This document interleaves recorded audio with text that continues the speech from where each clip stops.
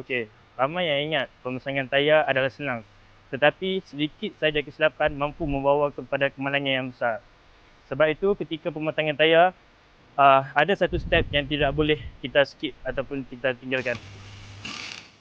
Punca biasa kenapa tayar boleh tercabut adalah disebabkan overtorque ataupun below torque.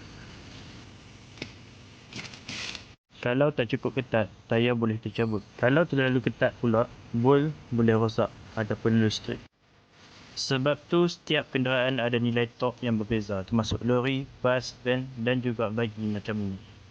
Jadi, sebelum wheel nut diketatkan, kami kena pastikan torque yang digunakan memang betul untuk tayar ini.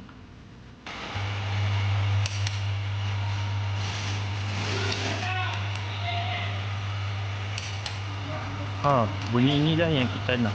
Maksudnya wheel nut dah capai tahap ketat yang sepatutnya.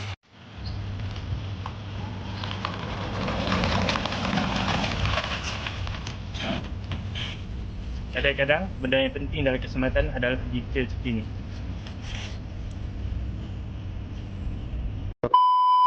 Follow kami untuk lebih banyak perkongsian tentang keselamatan dan pemasangan kenderaan.